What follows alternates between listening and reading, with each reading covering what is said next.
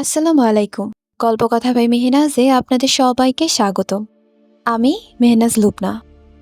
আজ আপনাদের পড়ে শোনাব মোশতাক আহমেদের একটি সায়েন্স ফিকশন উপন্যাস প্রজেক্ট হাইপার, অষ্টম পর্ব।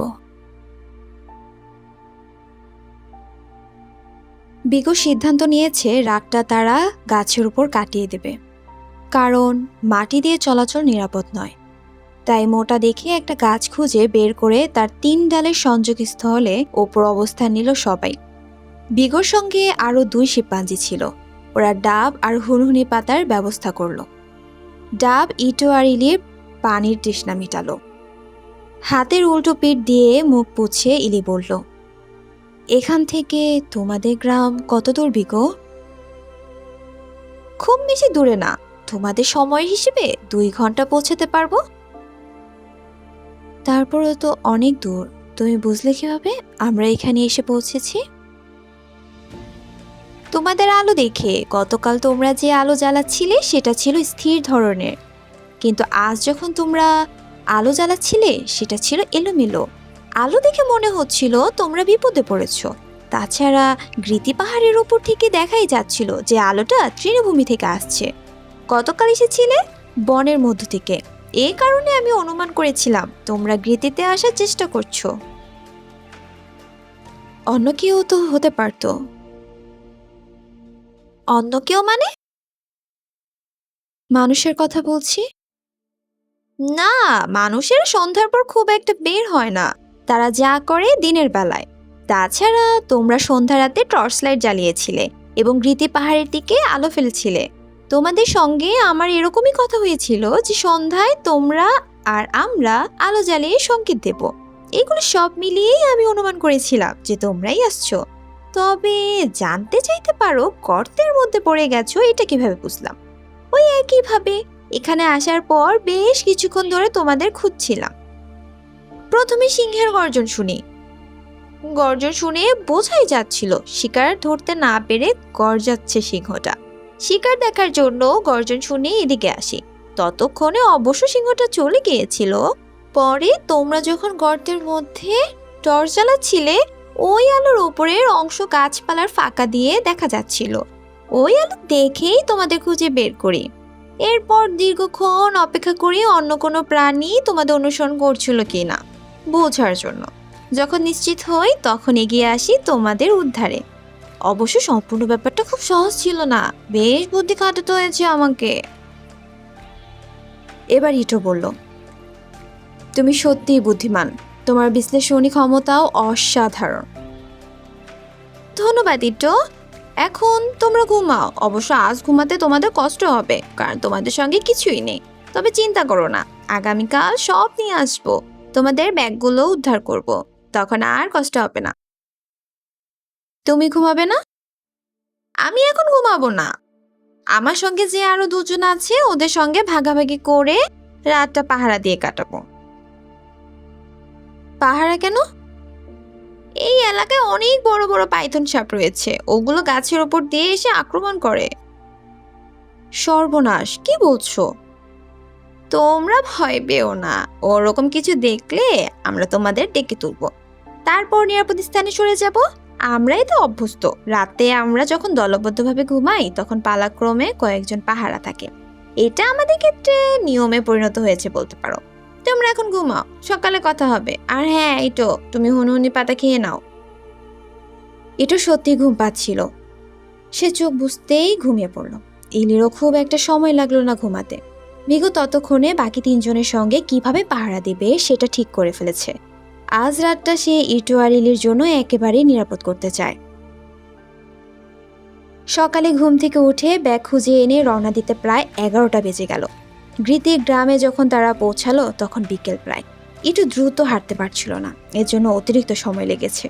বিগদের গ্রাম পাহাড়ের পাদদেশে, চারদিকে অনেক গাছ। ওই গাছগুলো আর আশপাশের এলাকা নিয়ে তাদের গ্রাম। গৃতি পাহাড়ের অন্য পাশে শিম্পাঞ্জিদের আরেকটা গ্রাম রয়েছে। তারপর নদীর তীর, ওই নদীর তীর ধরে অনেকগুলো গাছ নিয়ে একটি করে গ্রাম। এরকম অনেক গ্রাম আছে। গৃতি গ্রামে পাহাড় আর গাছের মধ্যে গোল একটা ফাঁকা জায়গা আছে। সেখানে বসে নিজেদের মধ্যে আলোচনা করে বিগোরা। তাদের যে দলনেতা তার নাম জাইলো। জাইলো সহ সবাই এসেছে ইটোয়ারিলিকে দেখতে। আগেই তারা ইটোয়ারিলির কথা শুনেছিল, আজ চোখের সামনে দেখে নিজেরা খুব বিস্মিত হচ্ছে। অনেকে ইটোয়ারিলির বাম হাতের কোণে আঙুলটা ধরে রেখেছে। জাইলো সাদরে গ্রহণ করলো ইটোয়ারিলিকে। সৌজন্যমূলক কথা শেষে নিজে থেকেই বলল, আমি তোমাদের থাকার জায়গা নিয়ে বেশ চিন্তায় আছি। ইটো বলল, চিন্তার কোনো কারণ নেই, তোমরা যেভাবে থাকো আমরাও সেভাবেই থাকবো। আমাদের মতো তো তোমরা থাকতে পারবে না, কারণ আমরা থাকি গাছে, তোমরা মানুষ, তোমরা থাকো ঘরে, এখানে কোনো ঘর নেই। গাছে থাকা অবশ্য আমাদের জন্য কষ্টসাধ্য হবে, অন্য কোনো উপায় বের করতে হবে। সেক্ষেত্রে পাহাড়ের গায়ে একটা গুহা আছে, তোমরা ওখানে থাকতে পারো, জায়গাটা খুব সুন্দর। গুহা হলে মন্দ হবে না। তাহলে চলো তোমাদের ওখানে নিয়ে যাই। ঠিক আছে, চলো। প্রায় 50 ফুটের মতো উঠতে হলো ইটোয়ারিলিকে। তারপর গুহাটা দেখতে পেল তারা। জাইলো বলল, এই গুহার এই মাথাটা আমাদের গ্রামের দিকে, আর অন্য পাশের মাথাটা নদীর দিকে। তোমরা যদি ওই পাশে যাও তোমাদের চোখ জুড়িয়ে যাবে। তাই নাকি? হ্যাঁ, চলো তোমাদের দেখিয়ে নিয়ে আসি। গুহার মধ্য দিয়ে অন্য পাশে আসতে ইটোয়ারিলি সত্যিই বিস্মিত হলো। তাদের সামনে অপূর্ব সুন্দর এক দৃশ্য। গুহার ঠিক নিচ দিয়ে বয়ে গেছে গৃতি নদী। নদীর ওপাশে বিশাল তৃণভূমি। ওই তৃণভূমিতে নানা রকম পশু ঘুরে বেড়াচ্ছে, হরেক রকম পাখিও দেখা যাচ্ছে। দূরে, অনেক দূরে ধীরে ধীরে সূর্যটা অস্ত যাচ্ছে। ইটোয়ারিলি দুজনেই মনে মনে স্বীকার করলো, এত সুন্দর দৃশ্য তারা আগে কখনো দেখেনি।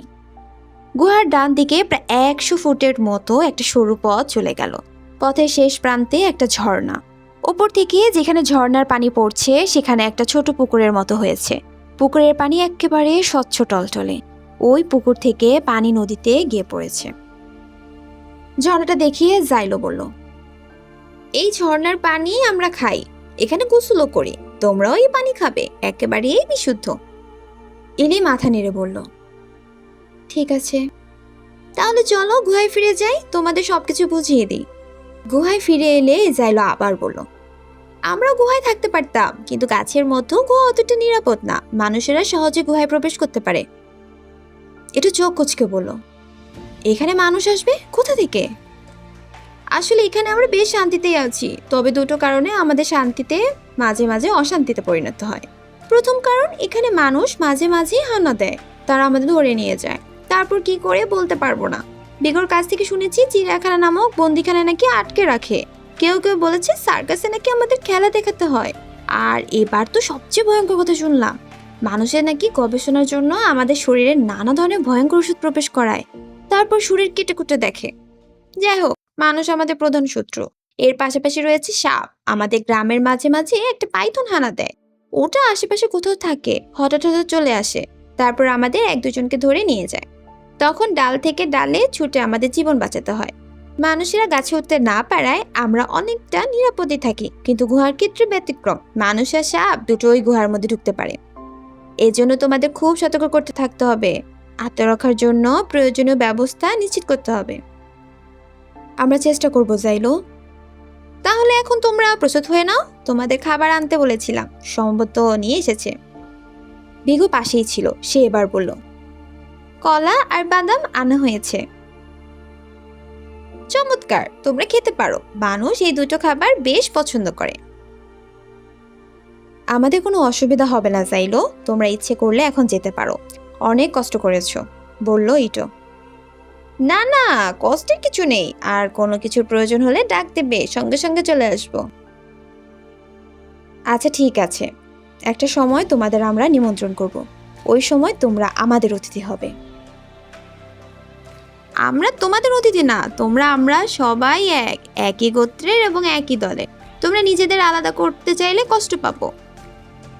না, ঠিক তা বলতে চাইনি, বলতে চেয়েছি তোমাদের একদিন আমরা আমাদের রান্না করা খাবার খাওয়াবো। তাহলে ভালোই হবে। বিঘু বলেছিল তোমাদের পাউরুটি খুব মজার। আমি প্রথমে বিশ্বাস করিনি, পরে যখন এক টুকরো দিয়েছিল দারুণ লেগেছিল। তোমরা আমার জন্য পাউরুটি বানাবে, খুব মজা করে খাবো। আসি তাহলে, সন্ধ্যা হয়। ভালো থেকো। জাইলো বিগো সবাই নিচে নেমে গেলে ইটো আর ইলি গুহার নদীর পাশের অংশে এসে দাঁড়ালো। সামনে অনেক দূরে সূর্য অস্ত যাচ্ছে। সেই সূর্যের দিকে তাকাতেই দুজনেরই বুক চিরে লম্বা দীর্ঘশ্বাস বেরিয়ে এলো। শেষ পর্যন্ত তারা তাদের ঠিকানা খুঁজে পেয়েছে, তবে মানুষ হিসেবে নয়, শিম্পাঞ্জি হিসেবে। এর থেকে বড় কষ্টের আর কি হতে পারে? আর সবচেয়ে ভয়ঙ্কর ব্যাপার হলো পৃথিবীর সবচেয়ে বুদ্ধিমান প্রাণী মানুষই কিনা এখন তাদের বড় শত্রু। এই মানুষের সঙ্গে যুদ্ধ করে তাদের বেঁচে থাকতে হবে। ইটো আর ইলি তাদের নতুন ঠিকানায় পেয়েছে। গ্রিতে পাহাড়ের ওপর একটা লম্বা গুহা তাদের ঠিকানা। সবকিছু মিলিয়ে গুহাটা তাদের পছন্দ হয়েছে। পছন্দ হওয়ার অন্যতম কারণ পানির উৎস খুব কাছে। তাছাড়া গুহাটার সব দিক থেকে তাদের কাছে নিরাপদ। এর মধ্যে তারা দুপাশে গাছের ডাল দিয়ে দুটো দরজার মতো তৈরি করেছে, যেন সাপ কিংবা অন্য কিছু হঠাৎ ভেতরে প্রবেশ করতে না পারে। বিগো অবশ্য তাদের নিষেধ করে বলেছিল এরকম করলে মানুষের উৎসাহিত হবে এবং তারা ভেতর প্রবেশ করতে চেষ্টা করবে। ইটো কথাটা শোনেনি। গাছের ডাল বেঁধে দুপাশে দুটো দরজা তৈরি করেছে। এই দরজার কারণে রাতে তারা নিরাপদেই ঘুমাতে পারে। অন্তত সাপ কিংবা ছোটখাটো কোনো প্রাণী ভেতরে প্রবেশ করতে পারে না। জীবন যত সহজ মনে হয়েছিল ইটো আর ইলির জন্য, জীবনটা তত সহজ হলো না। খাবারের সমস্যা প্রকট আকার ধারণ করতে লাগলো। বনের মধ্যে কয়েক রকম ফল আর বাদাম ছাড়া তাদের খাওয়ার উপযোগী তেমন কিছুই নেই। শিম্পাঞ্জিরা অনেক ধরনের পোকামাকড় খেয়ে থাকে, তাদের পক্ষে সেগুলো খাওয়া সম্ভব নয়। প্রথম কয়েকদিন আগুন জ্বালিয়ে চা জাতীয় পানীয় তৈরি করলেও এখন তাদের মজুদ প্রায় শেষ হয়ে আসছে। আজ তাদের শেষ চা খাওয়া, এরপর আর থাকবে না। তাদের সঙ্গে জাইলো আর বিগো রয়েছে। নারকেলের খোলে করে তাদেরও চা দেওয়া হয়েছে, যদিও চা তাদের অতটা পছন্দ নয়। তারপরে চুপচুপ করে দুজনেই খাচ্ছে। চায়ে চুমুক দিয়ে মুখে উ উ করতে জাইলো বলল, তোমরা এভাবেই এত কম খেয়ে বেঁচে থাকতে পারবে না। ইটো বলল, কি করব বলো? আমাদের সঙ্গে থাকতে হলে তোমাদের আমাদের মতোই হতে হবে। তোমাদের মতো করে এখানে বাঁচতে পারবে না। কি বলতে চাচ্ছ তুমি? তোমাদের গাছ থেকে গাছে যাওয়া শিখতে হবে, বনের মধ্য থেকে খাবার সংগ্রহ করা শিখতে হবে, দ্রুত লতায় করে পালিয়ে যাওয়া শিখতে হবে, যতটা পারা যায় মাটি পরিহার করতে হবে, কারণ মাটিতে বিপদ অনেক বেশি। এরকম আরো অনেক কিছু। এগুলো শিখতে না পারলে, করতে না পারলে তোমরা নিরাপদ থাকতে পারবে না, জীবনকে উপভোগও করতে পারবে না। ইলি বলল, বুঝতে পেরেছি, কিন্তু এসব কিছু আমাদের জন্য কঠিন। মাটি থেকে 30-40 ফুট উপরে ডাল থেকে ডালে লাফ দেওয়া সহজ কথা নয়। এগুলো আমরা পারবো না। প্রথম প্রথম পারবে না, কিন্তু অনুশীলন করলে পারবে। বিগো তোমাদের শিখিয়ে দেবে। তাছাড়া এই যে তোমরা জামা কাপড় পরে আছো, বিগো একটা প্যান্ট আর তুমি ইলি শরীরের ওপর নিচে দুটো কাপড়, এগুলো পরে থাকলে তোমরা বনের মধ্যে চলাচলই করতে পারবে না। চলাচল কিংবা দ্রুত ছুটে যাওয়ার সময় এগুলো বাধার সৃষ্টি করবে। কি বলছো? আমরা জামা কাপড় ছাড়া থাকবো কিভাবে? থাকতে হবে, আমরা সবাই জামা কাপড় ছাড়াই তো আছি। বারে, আমাদের লজ্জা শরম আছে না? আমাদের মধ্যে এগুলো নেই। আমরা কেউ কারোর দিকে তাকাই না, সবাই দলের সদস্য। দলের নিয়ম অনুসারে একে অন্যকে ভালোবাসি, শ্রদ্ধা করি। তোমরাও আমাদের দলের সদস্য হয়ে যাও। এবার ইটো বলল, আমরা তো তোমাদের দলেরই সদস্যই, কিন্তু আর যাই করি না কেন জামা কাপড় ছাড়তে পারবো না। এটা তোমাদের ইচ্ছে, তবে তোমাদের শরীরে জামা কাপড় থাকার কারণে মানুষ তোমাদের প্রতি আকৃষ্ট হবে। শিম্পাঞ্জিদের জামা কাপড় পরে থাকার বিষয়টি তাদের কাছে হবে অনেক বড় এক রহস্য। তখন তারা তোমাদের ধরতে চেষ্টা করবে। বিগো এবার জাইলোকে সমর্থন করে বলল, জাইলো ঠিকই বলছে, এই জামা কাপড় তোমাদের জন্য বিপদই হবে। তাছাড়া জামা কাপড় নষ্ট হয়ে গেলে কি করবে? বনের মধ্যে এগুলো ছিঁড়ে যাবে, ময়লা হয়ে যাবে। ইলি দ্রুত বলল, গবেষণাগারের বাইরে গুহার মধ্যে আমরা কয়েকটা ব্যাগ রেখে এসেছি, সেখানে যথেষ্ট জামা কাপড় আছে, সেগুলো নিয়ে আসবো। ঠিক আছে, নিয়ে আসো। যাই হোক, জামা কাপড় পরবে কি পরবে না সেই সিদ্ধান্ত তোমাদের। তবে গাছে ওঠা এবং গাছ থেকে গাছে লাফিয়ে যাওয়া এগুলো কিন্তু তোমাদের শিখতেই হবে। অবশ্যই শিখবো। কবে থেকে শিখবে? আগামীকাল বিকেল থেকে।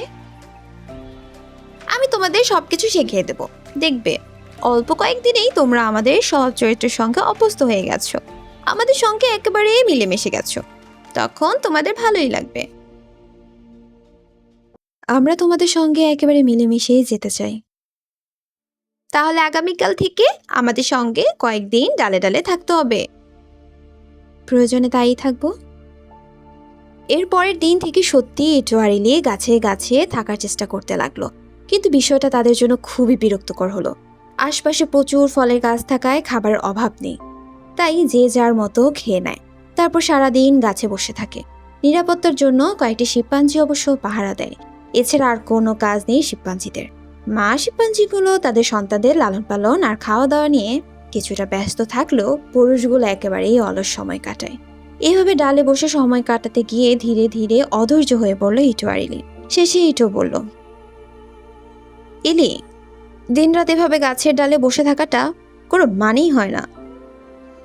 তোমার সঙ্গে আমি একমত, কিন্তু ওরা শিম্পাঞ্জিরা এভাবে থাকছে কিভাবে? ওদের শিম্পাঞ্জি সৃষ্টিশীলতা নেই, এজন্য ওরা এভাবে থাকতে পারছে। শিম্পাঞ্জিদের কোনো অভাব নেই, যার অভাব নেই তার মধ্যে সৃষ্টিশীলতাও নেই। সৃষ্টিশীলতার জন্মই হয় অভাবের মধ্য থেকে। মানুষ সবসময় অভাবী থাকে, এজন্য মানুষ সৃষ্টিশীল হয়। মানুষ সবসময় কি অভাবী? কারোর খাদ্যের অভাব, কারো টাকার অভাব, কারো সুখের অভাব, কারো শিক্ষার অভাব, কারো শান্তির অভাব। এভাবে মানুষ কোনো না কোনোভাবে অভাবী থাকে। পৃথিবীতে যে সবচেয়ে ধনী তারও দেখবে অনেক অভাব। অভাব মানুষকে কখনোই ছাড়ে না। আর এই অভাব তাড়াতে মানুষ কাজের প্রতি আগ্রহী হয়, ব্যস্ত থাকে, প্রতিযোগিতায় নামে, সৃষ্টিশীল হয়। তুমি খুব বেশি তাত্ত্বিক কথা বলছো। হয়তো বলছি, কিন্তু সত্য বলছি। মূল কথা হচ্ছে সৃষ্টিশীলতায় মানুষের বেঁচে থাকার শক্তি, বেঁচে থাকার প্রেরণা।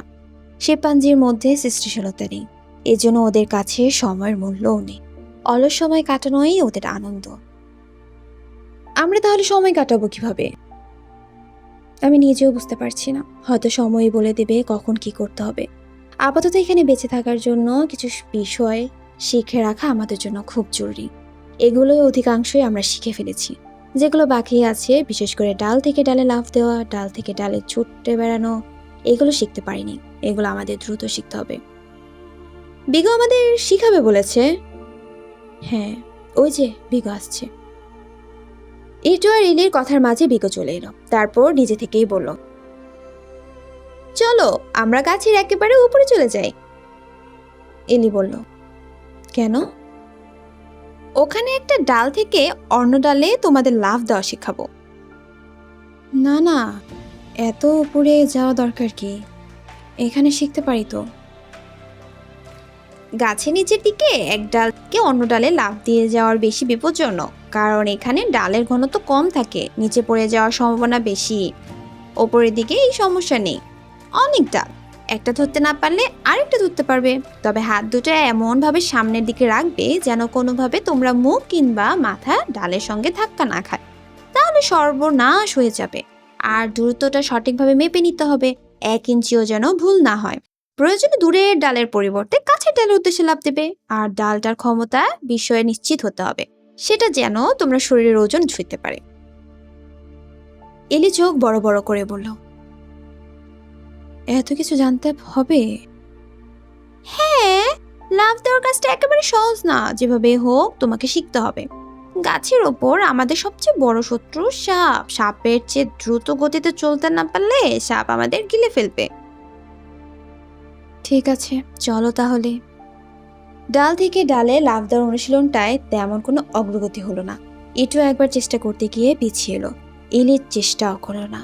নিচে তাকালে ইলির পা শিরশির করে উঠছে। এরপর সে একটা ডাল ধরে চুপচাপ বসে থাকলো। তার বারবার মনে হতে লাগলো সে এমনিতেই পড়ে যাবে, লাফ দিতে হবে না, কারণ গাছের এত উপরে সে আগে কখনো ওঠেনি। বিগু অবশ্য নাছোড়বান্দা, সে ইটু আর ইলিকে ডাল থেকে ডালে লাফ দেওয়া শিখাবেই। তাই প্রতিদিন একটু একটু করে তাদের শিখাতে লাগলো। এভাবে আরো 7 দিন পার হলে ইটো প্রথম ডাল থেকে অন্য ডালে লাফিয়ে লাফিয়ে এগোতে সমর্থন হলো।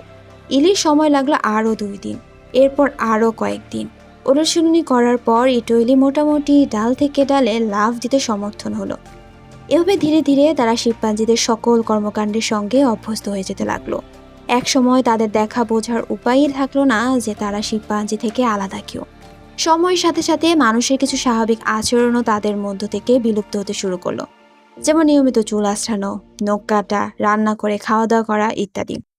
তবে একটা সিদ্ধান্ত তারা ঠিকই অটল থাকলো, আর তা হলো পোশাক। তারা পোশাক পরা ছাড়লো না। পোশাক পরা নিয়ে যাইলো বিজ্ঞ তীব্র আপত্তি থাকলেও শেষ পর্যন্ত তারা মেনে নিলেও তারা একটা বিষয়ে নিশ্চিত হলো, এই পোশাকের কারণে বিপদে পড়বে ইটু আর ইলি, আর বিপদের কারণ হবে পৃথিবীর সবচেয়ে বুদ্ধিমান প্রাণী মানুষ। ইটু আর ইলির প্রতি বাচ্চা শিম্পাঞ্জিগুলো প্রথম দিনগুলো বেশ আগ্রহ দেখালো, এখন আর তারা তেমন আগ্রহই দেখাচ্ছে না। মোবাইল ফোন, ছবি তোলা, টর্চ লাইট এগুলো ছিল বাচ্চা শিম্পাঞ্জিদের কাছে অত্যন্ত প্রিয়, কিন্তু ধীরে ধীরে এগুলোর প্রতি আগ্রহ হারিয়ে ফেলছে তারা। এখন ডাকলেও ইলির কাছে আসে না। ইলির মাঝে চেষ্টা করেছিল বাচ্চাগুলোকে পড়াশোনা শেখানোর, কিন্তু কোনো আগ্রহই নেই ওদের। অক্ষর শিখাতে গেলে দেখেছে মাটিতে খুব বেশি হলে কয়েকটা দাগ কাটতে পারে ওরা, এর বেশি কিছুই না। রাতে ইটো আর ইলি গুহার মাঝে একটু দূরে বিছানায় ঘুমায়। ইদানিং সন্ধ্যার আগেই তারা খেয়ে নেয়, কারণ ভেতরটা অন্ধকার হয়ে যায়। যে মোমবাতিগুলো তারা এনেছিল সেগুলোও শেষ হয়ে গেছে। ভরসা টর্চ লাইট আর একটা সোলার চার্জার লাইট, প্রয়োজন না হলে এগুলো তারা জ্বালাইই রাখে না। মনের মধ্যে সবসময় এরকমই ভয় কাজ করতে থাকে, কখন আবার টর্চ লাইট আর সোলার চার্জার লাইট নষ্ট হয়ে যায়। ইটো আর ইলির মাঝে একটা পাথরের দেয়াল আছে, দেয়ালটার উচ্চতা 1 ফুটের মতো। এজন্য শুয়ে থাকলে তারা একজন আর অন্যজনকে দেখতে পায় না, বসে কথা বলতে হয়। এই মুহূর্তে ইটো বসে আছে, তার মাথার চুল বেশ বড় হয়ে গেছে, মাথার মধ্যে খুব চুলকাচ্ছে।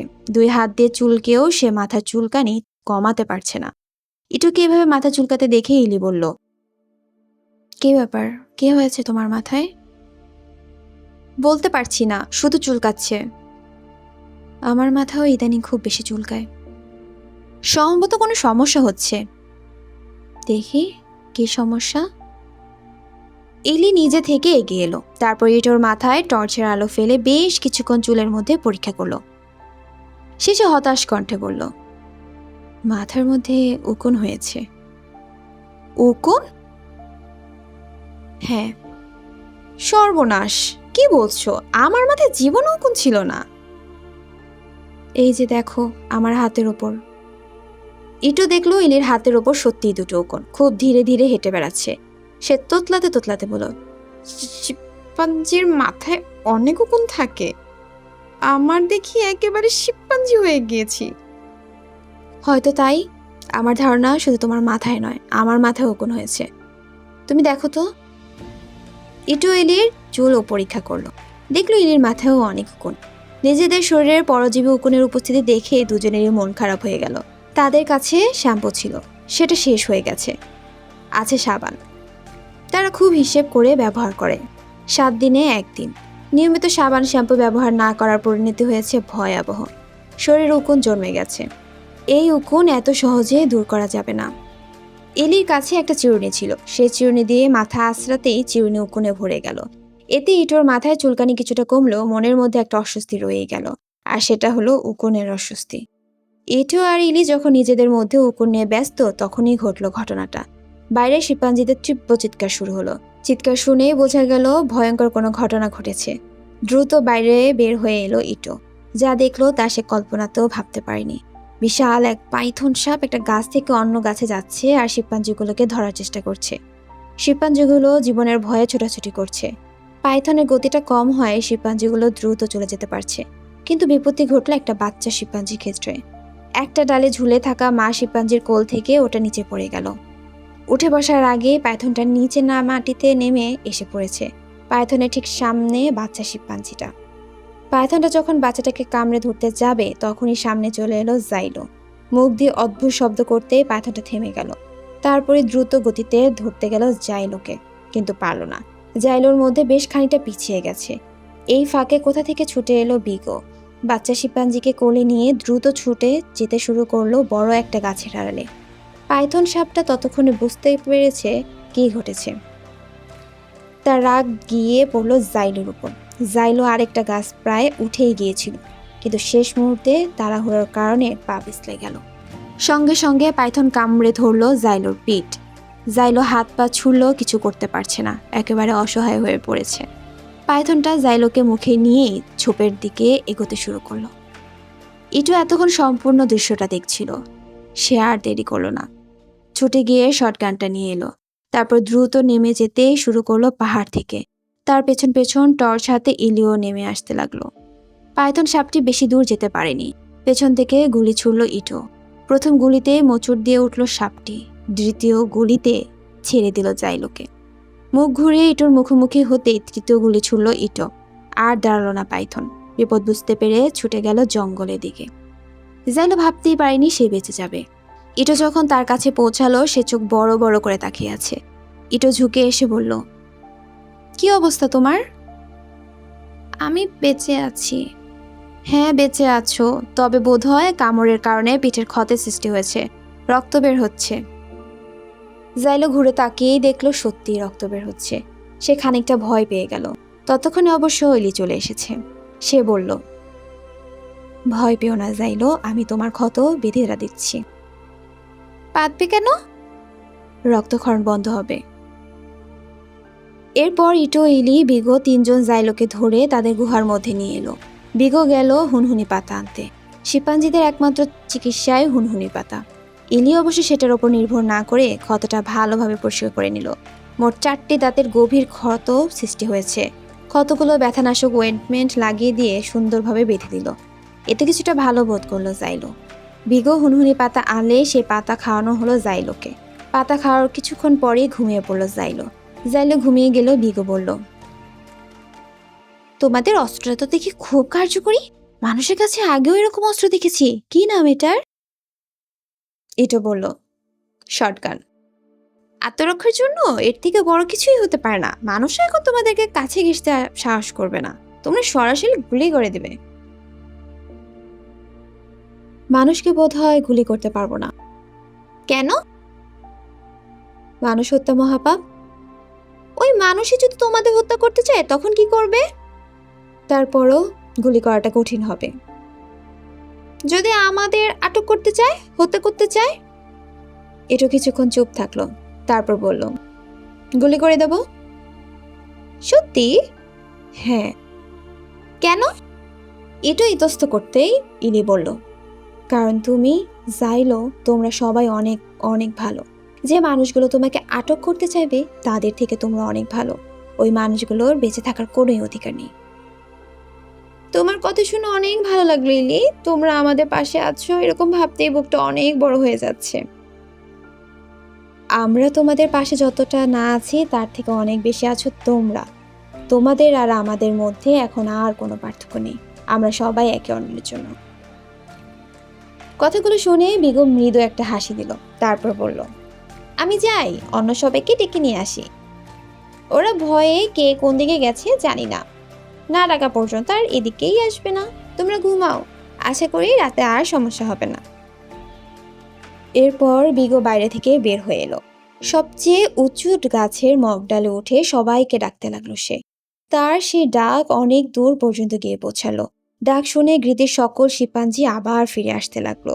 জীবনটা তাদের এরকমই, বিপদ এলে যে যার মতো ছুটে পালায়। বিপদ কেটে গেলে আবার তারা তাদের প্রিয় গৃহীতে ফিরে আসে। এভাবেই জীবনের একটার পর একটা দিন পার হয়ে যায় তাদের।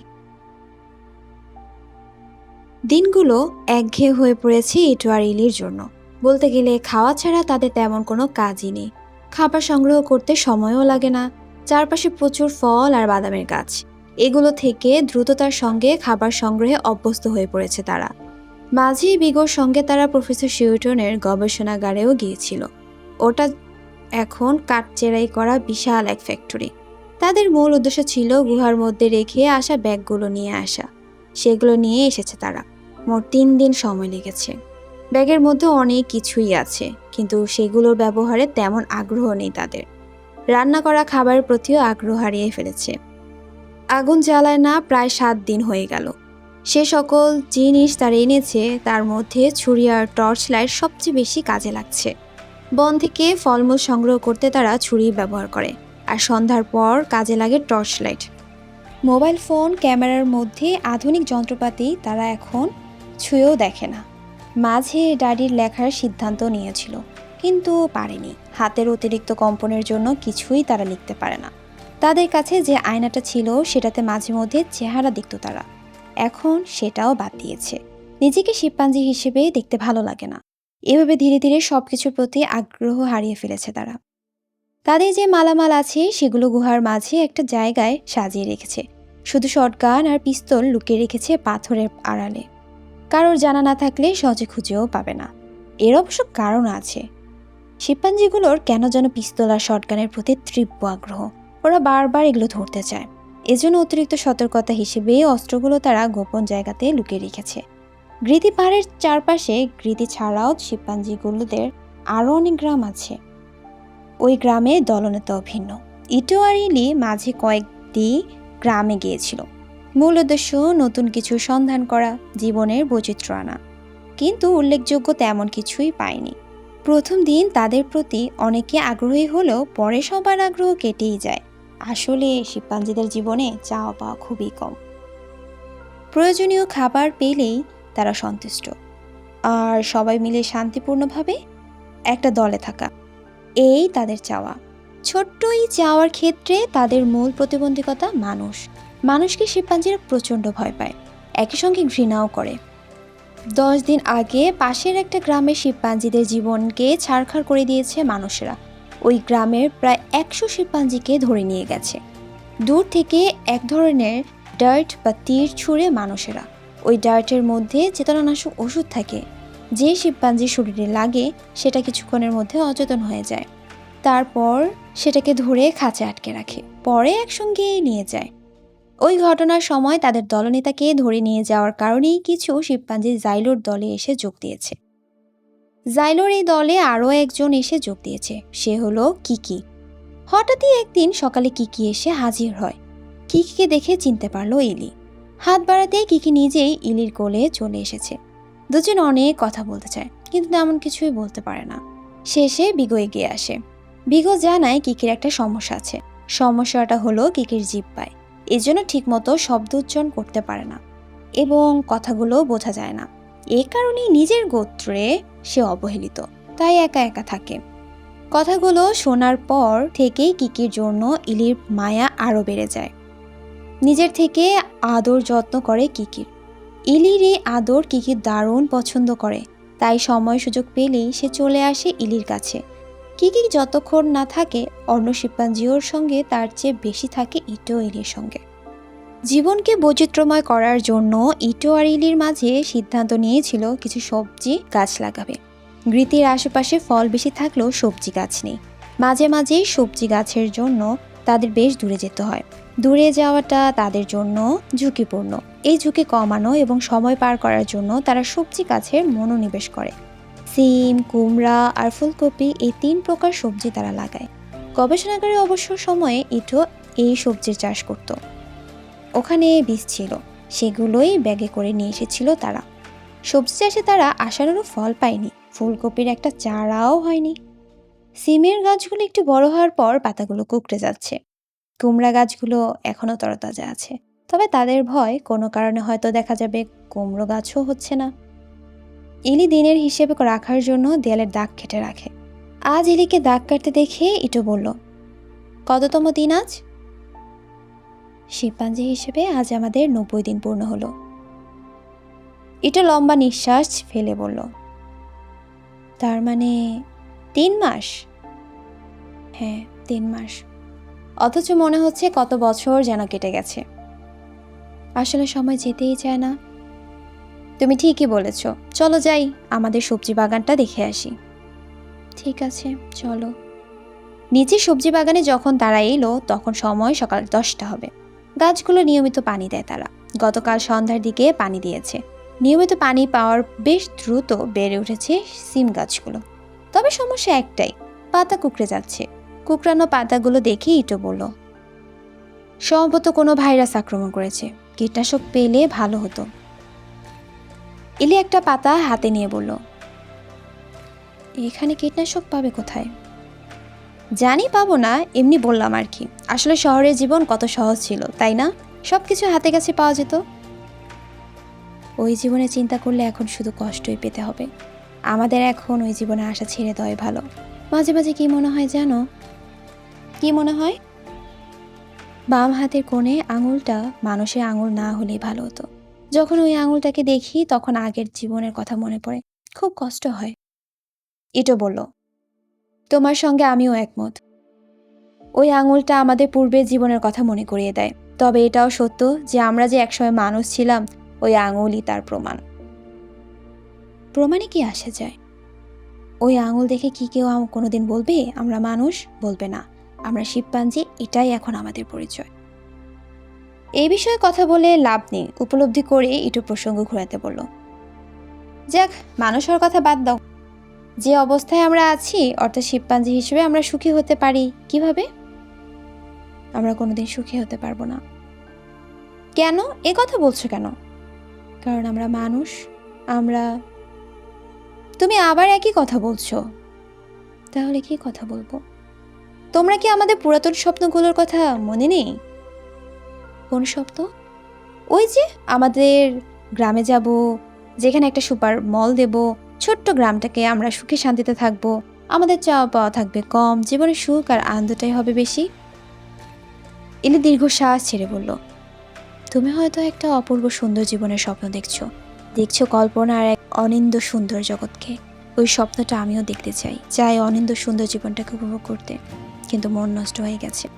আগে সে মানুষকে মন আর নেই, এজন্য অভ্যন্তরের আবেগ, আগ্রহ, রোমান্টিকতা সব কমে গেছে। আমরা কি আবার সেই আবেগ, আগ্রহ, রোমান্টিকতা ফিরে আনতে পারি না? গীতির মতো ছোট্ট এই গ্রামে আমাদের পুরাতন সুখটাকে খুঁজে পেতে? মন হয় না এটো। তুমি কি বলতে চাচ্ছ আমি বুঝতে পারছি। আমার বোঝার ভুল না হলে বলবো, তুমি আগের মতোই আমাকে নিয়ে একটা সংসার, সন্তান আর সুন্দর জীবনের কল্পনা করছো। আমার কেন যেন মনে হয় সেটা আর সম্ভব না। আমি আসলে মানসিক চাপে এতটাই ক্লান্ত যে আমার রোমান্টিক মনোভাবকে আবার উজ্জীবিত করতে পারবো বলে আমার বিশ্বাস হয় না। সে আগের আমি একেবারে বদলে গেছি। আমার মধ্যকার সব শেষ হয়ে গেছে। আমার মাঝে এখন আর কোনো মন্দ নেই। আছে শূন্যতা, বিশাল শূন্যতা। এত বিশাল শূন্যতা তোমার কখনই ভালো লাগবে না। ইটো আশা করেছিল ইলি তার প্রস্তাবে সাড়া দেবে, কিন্তু ইলি সেটা দিল না। ইলির হতাশার কারণে সে বুঝতে পারছে তীব্র মানসিক যন্ত্রণা তাকে শেষ করে দিয়েছে। এরকম মানসিক যন্ত্রণার মধ্যে সত্যিই আবেগ, ভালোবাসা থাকতে পারে না। ইলির মধ্যেও নেই। কাজেই সে অনুমান করছে তাদের ভবিষ্যৎ দিনগুলো হবে আরও কষ্টের, আরও যন্ত্রণার, আরও দুঃসহের। এরকম ভাবতেই তার বুক চেড়ে লম্বা একটা দীর্ঘশ্বাস বেরিয়ে এলো। সপ্তাহখানেক পর ইটো আর ইলি দুপুরের আগে নিজেদের মধ্যে কথা বলছিল। তাদের কথার মাঝে কিকি এসে উপস্থিত হলো। তাকে খুব উত্তেজিত মনে হচ্ছে। কি করে সে কিছু একটা বলতে চাচ্ছে। কি বলতে চাচ্ছে ইটো কিংবা ইলি কেউই বুঝতে পারছে না। তারা দ্রুত কিকিকে সঙ্গে নিয়ে বিগোর কাছে এলো। বিগো কিকির কথা বলার ভঙ্গি দেখে অনুমান করতে বলল, উত্তরটিকে বোধহয় কোনো সমস্যা হয়েছে, সম্ভবত কোনো বিপদের আভাস দিচ্ছে কিকি। ইলি চোখ বড় বড় করে বলল, কি বলছো? হ্যাঁ, না দেখে বলতে পারবো না, চলো দেখি কি হয়েছে। উত্তর দিকে এগোনোর সুযোগ পেল না তারা। হঠাৎই তীব্র ব্যথায় চিৎকার করে উঠল ইটো। দেখলো একটা ডার্ট এসে তার বাম পায়ের মধ্যে ঢুকেছে। ডার্ট দেখে সে চিৎকার করে উঠে বলল, পালাও পালাও, মানুষ এসেছে, ওরা আমাদের ধরে নিয়ে যাবে। কথাটা শোনার সঙ্গে সঙ্গে বিপদ সংকেত দিল বিগো। মুহূর্তেই যে যেখানে ছিল ছুটতে শুরু করলো। ইটো আর ইলি ছুটতে শুরু করলো সবজি বাগানের দিকে। দৌড়ানোর মধ্যে ইটো এক টানে পায়ে লেগে থাকা ডার্টটা খুলে ফেললো। ডার্টের মধ্যকার চেতনানাশক ওষুধ সে শরীরে প্রবেশ করতে দিতে চায় না। অবশ্যই ইটো বেশি পথ দৌড়াতে পারল না, অনেক দেরি হয়ে গেছে। ডার্টের মধ্যকার ওষুধ তার শরীরে ঢুকে গেছে, এজন্য বাম পাটা অবশ হয়ে আসছে। সে বলল, ইলি, আমি আর ছুটতে পারছি না। না ইটো, তোমাকে ছুটতেই হবে। আমার বা পায়ে কোনো শক্তি পাচ্ছি না। তুমি আমার কাঁধে হাত রাখো। ইটো ইলির কাঁধে হাত রাখলো, কিন্তু লাভ হলো না। সে বাম পা মাটিতে ফেলতে পারলেও পায়ে কোনো জোর পাচ্ছে না, বা একেবারে অসাড় হয়ে গেছে। ইলি আপ্রাণ চেষ্টা করলো ইটোকে কাঁধে নিয়ে যেতে, কিন্তু পারল না। একসময় দুজনেই পড়ে গেল। ইটো বলল, ইলি, তুমি চলে যাও। তোমাকে ফেলে আমি কিভাবে যাব? বোকামি করো না ইলি, দুজনে আটকা পড়ার কোনো অর্থই হয় না। ওই দেখো, দুজন মানুষকে দেখা যাচ্ছে। যে শিম্পাঞ্জিকে ওরা দেখতে পাচ্ছে ওটার দিকেই ডার্ট ছুটছে। ওরা আমাদের ধরতে এসেছে। যাও যাও। না এটো, আমি পারবো না। পাগলামি করো না, পারলে পরে আমাকে উদ্ধার করতে চেষ্টা করো। এভাবে থাকলে ঝুঁকি অনেক বেশি। এখনো সময় আছে। ওই বড় পাথরটার আড়ালে চলে যেতে পারলেই তুমি নিরাপদ। ওপাশে জঙ্গল, ভেতর ঢুকে গেলে তোমাকে আর দেখতে পাবে না। ইলি হালকা ধমক দিয়ে বলল, তোমাকে নিয়ে যাব, ওঠো তুমি। না ইলি, এই বোকামি করো না, আমি উঠতে পারবো না, তুমি। কথার মাঝেই আরেকটা ডার্ট এসে ইটোর ডান হাতে লাগলো। ইলি ডার্টটা টেনে বের করে ফেললো। ওষুধের কিছু অংশ ঠিকই ইটোর শরীরের মধ্যে ঢুকে গেল। রক্তের মধ্যে ওষুধটুকু মিশে গেলে ইটো তখন হাতও নাড়াতে পারবে না। এই মুহূর্তে তার চলে যাওয়া উচিত, কিন্তু তার যেতে ইচ্ছে করছে না। শেষে ইটো যখন প্রচণ্ড ধমক দিয়ে বলল, আমাকে বাঁচানোর জন্য হলেও তোমাকে এখন পালাতে হবে ইলি, তুমি এখন কিছু করতে পারবে না। তখন ইলি দৌড় দিয়ে পাথরের আড়ালে চলে গেল। ইটো ইলি চলার পথে দিকে তাকিয়ে আছে। অবশ্য শেষ পর্যন্ত ইলি পাথরের আড়ালে গিয়ে পৌঁছাতে পারলো কিনা সেটা সে দেখতে পারল না, কারণ তার দৃষ্টি ঝাপসা হয়ে এসেছে। একসময় শেষ আলোটুকুও চোখের সামনে থেকে উধাও হয়ে গেল। সে হারিয়ে গেল অন্ধকারে, তীব্র অন্ধকারে। এদিকে ইলির ঝোপের মধ্যে লুকিয়ে আছে। কিছুতেই সে তার কান্না থামিয়ে রাখতে পারছে না। তাদের গৃতি গ্রামটা তছনছ করে ফেলেছে মানুষেরা। একটা একটা করে শিম্পাঞ্জিরা ধরছে আর চিৎকার করে উল্লাস প্রকাশ করছে। এ পর্যন্ত সে মোট 4টা মানুষকে দেখেছে যারা নেতৃত্ব দিচ্ছে। এদের মধ্যে লম্বা করে যে, তার নাম লুইস। ইলি অনুমান করলো সেই নেতা, যে বাকি 3জনকে নির্দেশ দিচ্ছে। বাকি 3জন আরও 6জনকে নির্দেশ দিচ্ছে। এই 6জন দিনমজুর ধরনের, সম্ভবত বনেই কাজ করে। তারা সংজ্ঞাহীন শিম্পাঞ্জিগুলোকে খাঁচায় ভরে আটকে রাখছে, তারপর ভ্যানের মধ্যে একটা গাড়িতে তুলছে। মোট 3টি খাঁচায় 8টি শিম্পাঞ্জি তোলা হয়েছে। ইটোকে রাখা হয়েছে পেছনের খাঁচায়। এই খাঁচায় কোনো শিম্পাঞ্জি নেই। এভাবে ভিন্ন খাঁচায় ইটোকে রাখার কারণটা ইলি বুঝতে পারছে। সবার মধ্যে একটা ইটো প্যান্ট পরা, অন্য কেউ নয়। এজন্য ইটোর প্রতি মানুষগুলোর উৎসাহ বেশি। ইলি এমন একটা জায়গায় বসে আছে, তাকে কেউই দেখতে পাবে না, অথচ সে অন্য সবাইকে দেখতে পাচ্ছে। লুইসকে খুব উৎসাহী দেখাচ্ছে। লুইসের সঙ্গে একটা মেয়েও আছে, নাম জিটা। তারা যখন একজন অন্যজনকে জোরে জোরে ডাকছিল, তখন নামগুলো জেনেছে সে। অন্য দুজনের নাম জানে না। দুজনের বয়স প্রায় একই, দুজনের মাথায় টাক। লুইস এবং জিটা পাহাড়ের ওপর উঠতেই শুরু করছে। পাহাড়ের প্রতি আকৃষ্ট হওয়ার মূল কারণ পাহাড়ের ওপর বেড়ার তৈরি দরজা। দরজা দিয়ে ভেতরে ঢুকে বেশ কিছুক্ষণ পর দুজনে বের হয়ে এলো। তারপর দিনমজুরকে উপরে ডেকে নিল। ইলি স্পষ্ট দেখলো দিনমজুররা তাদের ব্যাগগুলো মাথায় করে নেমে আসছে। তার মনটা সত্যি খারাপ হয়ে গেল। তাদের সংগৃহীত জিনিসগুলো নিয়ে যাচ্ছে লুইস আর জিটা। হঠাৎ পেছন থেকে খুব শব্দ শুনে চমকে উঠল ইলি। অবশ্য জাইলোকে দেখে আশ্বস্ত হলো সে। বড় বড় চোখে বলল, জাইলো তুমি? হ্যাঁ আমি। তুমি লুকিয়ে থাকুনি? না। কেন? ইটো আমাদের জীবন বাঁচিয়েছিল, আমি ইটোর জীবন বাঁচাতে চাই। কি বলছো? হ্যাঁ ইলি, আমার বিপদের দিন ইটো তার জীবন বিপন্ন করে আমাকে পাইথনের আক্রমণ থেকে রক্ষা করেছিল। আজ ইটোকে রক্ষার জন্য যা যা করার সবকিছু আমি করব। তুমি মানুষের সঙ্গে পারবে কিভাবে? মানুষ বুদ্ধিমান হলেও ভুল করে। আমার বিশ্বাস ওরা কোনো একটা সময় ভুল করে আমাদের সুযোগ সৃষ্টি করেই দেবে। ওই সুযোগটাকেই কাজে লাগাবো আমি। যেমন ধরো এখন একটা সুযোগ চলে এসেছে। কি সুযোগ? ওরা সবাই তোমাদের গুহার জিনিসপত্র নিয়ে ব্যস্ত, ওদের শটগানগুলো নিচে রেখে গেছে। এই সুযোগে আমরা ওগুলো নিয়ে আসতে পারি। কাজটা খুব ঝুঁকিপূর্ণ হবে, তাছাড়া শটগান নিয়ে এলে ওরা জেনে যাবে, তখন তন্ন তন্ন করে চারপাশটা খুঁজবে। আমরা বরং অন্য একটা কাজ করতে পারি। কি কাজ? অজ্ঞান করার কিছু ডার্ট নিয়ে আসি, ওগুলোর সংখ্যা অনেক। নিয়ে এলে কেউ কিছু বুঝবে না, সন্দেহ করবে না। ওইগুলো ছোড়ার জন্য যে রাইফেলগুলো আছে সেগুলো একটা নিয়ে এলেও হবে। ওই যে গাছের নিচে কয়েকটা রাখা আছে, ওগুলো লাইসেন্স লাগে না বলে হিসাবও রাখেন কেউ। তাই নাকি? হ্যাঁ। আমি তাহলে নিয়ে আসি? তুমি আনবে কিভাবে? গাছের ডালের উপর দিয়ে চলে যাব, তারপর দ্রুত নেমে ডার্টার রাইফেল নিয়ে আবার গাছের উপর উঠে আসব। আমি আসি তোমার সঙ্গে? না ইলি, আমি যতটা ক্ষিপ্রতার সঙ্গে কাজটা করতে পারবো তুমি পারবে না। কিন্তু তুমি যদি বিপদে পড়ো? সম্ভবত পড়বো না, পড়লেও অসুবিধা নেই, বিগো আছে, বিগো তোমার সঙ্গে থাকবে। বিগো কোথায়? খানিকটা পেছনে আছে। খানিকটা পেছনে আছে, আমি ওকে পেছনে রেখে এসেছি। যদি কোনো কারণে আমি বিপদে পড়ি তাহলে বিগো তোমাকে সাহায্য করবে, কারণ আমার পর বিগোই আমাদের গ্রামের নেতৃত্ব দেবে। দুজনে একসঙ্গে বিপদে পড়তে চাচ্ছি না। কথাগুলো বলে জাইলো পেছনে সরে গেল। তারপর ঝোপের মধ্য দিয়ে খুব সতর্কতার সঙ্গে বড় একটা গাছে উঠে গেল। সে গাছের ওপরে ডালগুলোর মধ্য দিয়ে এমনভাবে সামনে এগিয়ে এলো যে কারোর বোঝারই উপায় নেই। ধীরে ধীরে নিচেও নেমে এলো। ডাটগুলো এখন সে নিয়ে নেবে। ইলির বুকটা থরফর করছে, কারণ দিনমজুর মানুষগুলো তখন ভ্যান গাড়ির কাছে। সামনের দিকে নজর দিলেই দেখতে পাবে জাইলোকে।